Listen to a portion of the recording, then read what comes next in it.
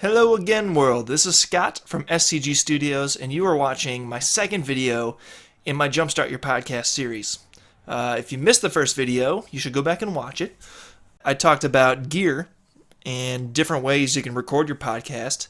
I mentioned that you need to use a DAW to make it sound better, and I mentioned there are some common pitfalls that lots of people make that you should avoid. So, in this video, I'm going to actually use my DAW to demonstrate how I use EQ and compression to make an audio track sound better. So, without further ado, here we go. If you'll direct your attention to the screen. So, what we have here is an audio track. It is stereo. A little backstory on this track. This is from my former church. This is the sermon recorded this past Sunday, which is January 26th. Every week I do their mastering and archiving for them. I upload the podcast, and normally it's just mastering, but this week I knew I wanted to make this video, so I requested that they bypass all the effects that were put on the pastor's mic. The template they use is one that I helped set up for them, so normally the EQ and compression stuff is already set, and by the time I get it, I just have to master it. Sometimes I have to tweak it a little bit, because if it's a different speaker, then the EQ might not be right for them, and same with the compression. Whatever. That's irrelevant. That's doesn't have anything to do with this video. So this is mostly a raw recording. The effects on the pastor's mic were turned off, but it is still being routed through the stereo output, where I also have like multi-band compression going on and a limiter. No, they bypassed the limiter, but some EQ and stuff. So this isn't quite raw. That is just one giant disclaimer, but it's pretty close to raw. Doesn't really matter. The moral of the story is it doesn't matter. There are problems with how this sounds, and we are here to fix them. So, without further ado, let's give this thing a little listen and hear what we hear. Could have easily chosen to simply hang out with his friends. Jesus could have been reclining at his hotel. Chapter 5, let's start in verse 1. It says this: sometime later, notice this, Jesus... All right, so I noticed a few things. Number one is the EQ. So if you don't know what EQ is, it is, well, how would I describe it? It's the most obvious thing that you hear. It didn't make any sense. It's like an EQ stands for equalization. You have control of all the sometimes 4 different frequency bands inside of the track, sometimes 7 or more. It lets you boost or attenuate or reduce different frequencies that you're hearing. So what I hear in the pastor's voice is it sounds really small. There's a lot of mid-range and high-end, but not a lot of low-end. There is no compression, obviously, so there's a big difference between...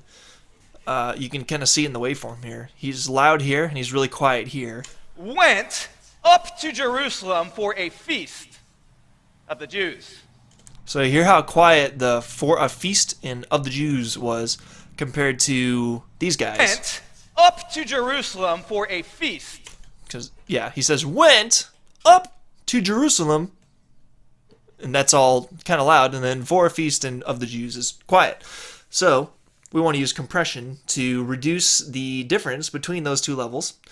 So that's another observation. A third observation is you can hear the room mics pretty prominently. Because, and this is unfortunate, but because I asked for all the pastor's effects to be bypassed, his voice is a little quieter and it's not blended in very well with the room mics when it was exported. So the room mics are up a lot higher than they normally would be. It would normally sound a little better than that. So there's nothing we can do about that. For this video demonstration, they're just going to be there. You'll have to ignore it. I'm sorry. So that's just there. Yeah. So let's go ahead and start fixing things. Oh, I forgot to mention, this is Cubase, if you've never seen this before. This is the DAW I use. This is Cubase Pro. Cubase LE is going to have this Studio EQ, and it's going to have... where'd it go? This compressor. There we go. So these are two... If you were to get the free version of Cubase, if you were to get Cubase LE, you would have this EQ and this compressor, and this is all you need to get things to sound good in a hurry. So we're going to start with using the EQ. And another thing to note, I'll move these over here. You want to picture the audio flowing down through the chain. The plugins are hit in a certain order, and that's from top down. So the first thing the audio flows, like say the audio flows down from the top, it's going to hit the EQ first, then it's going to hit the compressor, and then below all that is the fader. This is at the very bottom. So when you look here, I've got sends. I've got a control between, this is pre-fader. If I click this, oops, no, I didn't mean that. Over here, I've got a control between pre-fader and post-fader. So that just tells me where in the chain this is going to get sent to the effect. That's kind of a sidebar. You don't really need to know that right now because I've got this effect bypassed. Quick explanation of the effect, and then I'll get back to the content, I swear. This is a fake room that I made. It's just a little reverb. Sometimes this recording that I get sounds really dry. Maybe the room mics weren't plugged in, or they just weren't up very loud. And when you're dealing with a live recording, maybe you're mixing, maybe you want to release something, a podcast episode of a comedian or a TED Talk or some presentation, some speaker, you want to have a good quality recording. Sometimes you want that to feel live. You want to feel like you're there in the room. So having some room noise is good. And if the recording's too dry, I fake it and I use a reverb that I try to carefully dial in so it doesn't sound too fake. But I called it fake room. I called this channel fake room. So that's just a side note. I'm not going to use that in this video because the room mics are so stinking loud already. Don't need to. Anyway, back to the EQ and compression stuff. So I'm just going to use this 4-band EQ. I normally use the 7-band EQ because with Cubase Pro you get 7 bands, and why would I not use 7 bands if I've got them? Lets me be a lot more surgical. But if you were going the free route, you're going to have a basic EQ like this one, so I'm just going to show you how I'm going to use that. Up to Jerusalem for a feast. Alright, first thing I want to do, I'm just going to boost the lows. When you boost the low frequencies, it tends to make things sound a little more intimate, a little more close to you, a little more natural too. So, and because a lot of the lows were cut out of the original recording, or no, sorry, they bypass all the effects. He's got a wearable microphone, and it's just this small little thing that is hanging off the side of his face. Doesn't pick up low end very well, so I generally have to do this kind of a boost to kind of bring the low end and natural warmness out of his voice. Notice this. Jesus went. Let me get the spectrum on. Went up to Jerusalem for a... Another thing to note, they say don't mix with your eyes. I say just do what sounds good. The reason they say that is because you can easily, when you've got the spectrum turned on here, you can see... Went up to Jerusalem. You can see the information. You can see the waveform, and you can see certain frequencies are a lot higher than the others. It's natural to want to just, make a super narrow filter, find those frequencies, and then kill them like that. And that's not always the right move, but a lot of the times it is. You can see the bad frequencies in the spectrum, and always let your ears be the final check, but sometimes the spectrum's right, and you just have to, you see the badness, and you gotta kill it. And that's kind of the case here. This. Jesus. So he's got a little low mid, some muddiness there in this general area, and then he's got a little bit of the kind of the talking into your hand, high mid buildup going on too. It just sounds a little nasally and annoying. So I'm going to cut both of those. Let's start in verse 1. It says this: sometime later, notice this, Jesus went up to Jerusalem for a feast of the Jews. I'm going to cut this out a little bit. Notice this is the first thing that Jesus does, right? We were talking about the response of this invalid. Today we're talking about 3 things Jesus does in this scenario. Here's number 1. Oh yeah, hear how annoying that is?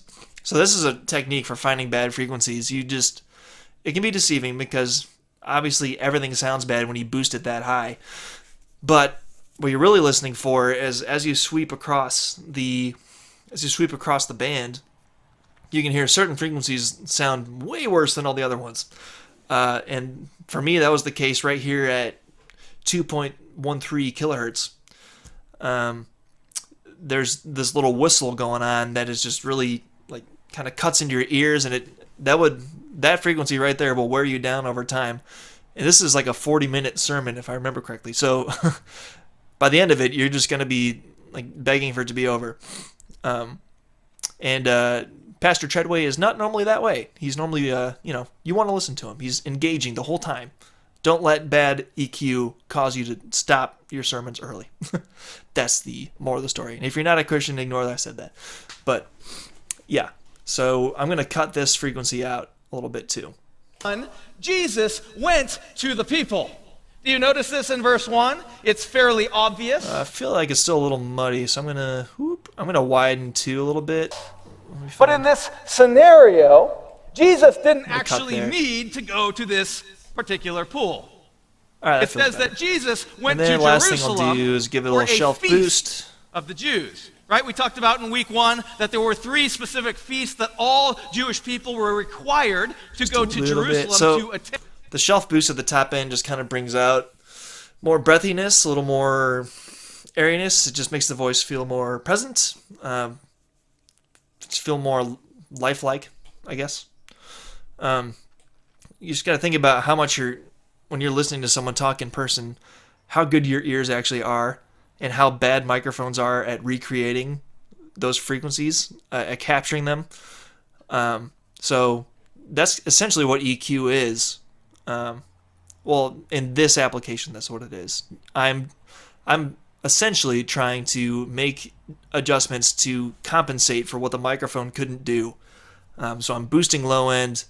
The room caused a lot of buildup in these areas, and then the microphone kind of rolls off at the high end too, so I boosted that again. So I'm trying to make it sound a little more natural, trying to make it sound how it would sound if you were to listen to Aaron speak in person. So these moves kind of help me do that. So EQ is pretty good now. I like what we did. Now we're going to move on to the compressor. So this is the stock compressor for Cubase.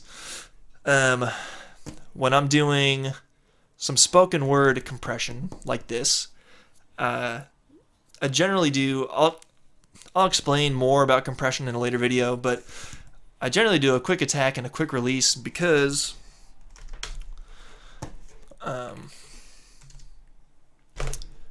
a really long release, like this was defaulted to 500 milliseconds, that's half a second. That's super noticeable.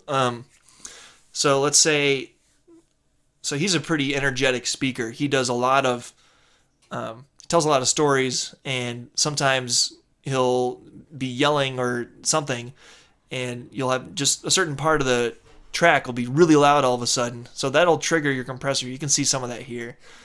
Just these little bursts of energy.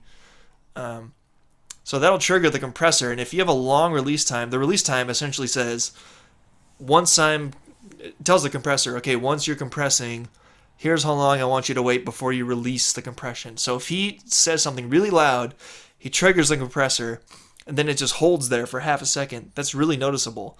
So he'd say something loud, and then everything would be quiet for half a second, and then it would come up. So for spoken word stuff like this, I generally do fast attack, fast release, so that it kills more of the transient, more of the initial energy that caused the compressor to trigger. It quickly kills it and then releases it. And I do a 4-to-1 ratio generally. It's a good amount of compression. This here I have a control between peak detection and RMS detection. Peak means what it sounds like. It's going to trigger on the peak of the waveform. RMS effectively means averaging. So it won't trigger until the average of some sample size is above the threshold. I'm just going to put that at 50% and see what happens. I'm going to turn auto makeup gain off. This is 100% wet. This would be 100% dry. So this would be effectively no compression. This would be some sort of parallel. That would be fully on the track. That you don't need to know that. Anyway, so let's listen to what we got here. Sometime later, notice this, Jesus went up to Jerusalem for a feast Bring the threshold down a little of bit. the Jews. Notice this is the first thing that Jesus does, right? We were talking about the response of this invalid. Today we're talking... All right. So when he's, let's find a loud part. This is kind of loud. To this man. Get up! Right? Exclamation. So yeah, he yells, "Get up!" and my compressor immediately squashes that. About 10 dB, which is a good amount. So I'm actually going to dial that back a little bit. Get up! Right? Exclamation. So far we've done the reducing the peaks part of compression, but now we need to do the boosting the quiet parts, which is done with makeup gain. So here you see I've got an input and output meter.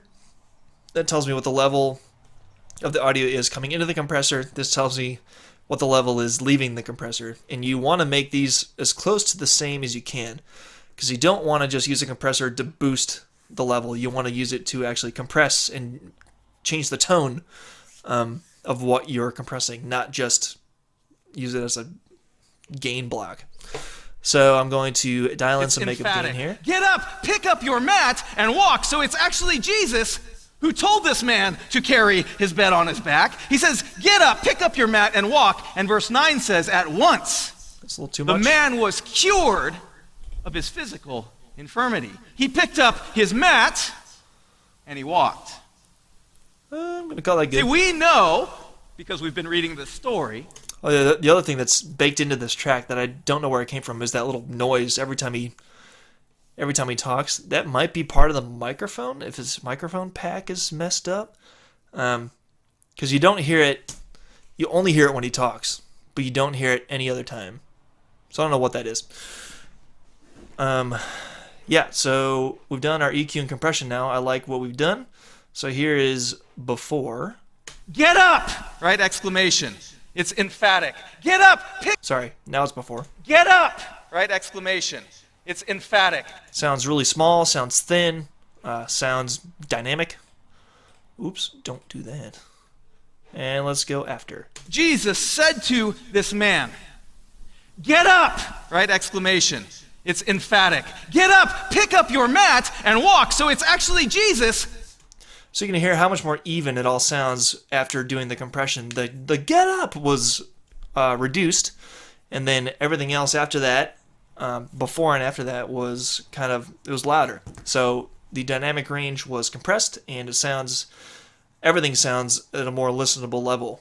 If you were to listen to this in your car, you'd have to do a lot less volume adjustment by yourself. So that's EQ and compression, and the last thing I'm going to do is add a deesser. So that's in dynamics. Where'd it go? I gotta stop making that noise with my mouth. Alright, deesser. So the reason you need a deesser, well, let's see if I really need it. Pick up your mat and walk. So it's actually Jesus who told this man. Bypass. Walk. So it's actually Jesus. Your mat and walk. So it's. Stop it. Ugh. So his S's aren't too bad. A lot of times, if you compress something, it's not just the dynamic range in his voice that is getting compressed. It is his voice itself, if that makes any sense. So the quiet parts of his EQ and the loud parts are also getting compressed. So the high end gets brought up and the low end, and his entire EQ kind of gets messed with when you compress it. And one of the things that happens is S's and T's and stuff that lives up in this area starts to get really harsh and out of control. So after you compress something, it's very common to use a deesser. His S's don't sound horrible here, so I'll just kind of kiss them a little bit. I'm going to reduce this to 2.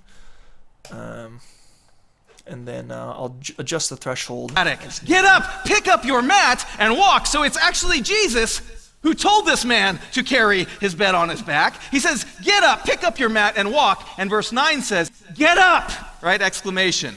It's emphatic. Get up, pick up your mat, and walk. So it's actually... All right, that feels pretty good to me. So there you go. That is how to use EQ and compression and a de-esser to make your recording sound a little more lifelike, make it sound a little more professional and polished. Not much I could do with this recording. There are some just things that were baked into it that I couldn't really do anything about, but that is what it is. We made it sound a lot better. So if you like this video, then subscribe, share it. Yeah, I don't know. Stick around. I'll do the next video is going to be how to master it. So yeah, thanks for watching, and I'll see you in the next video.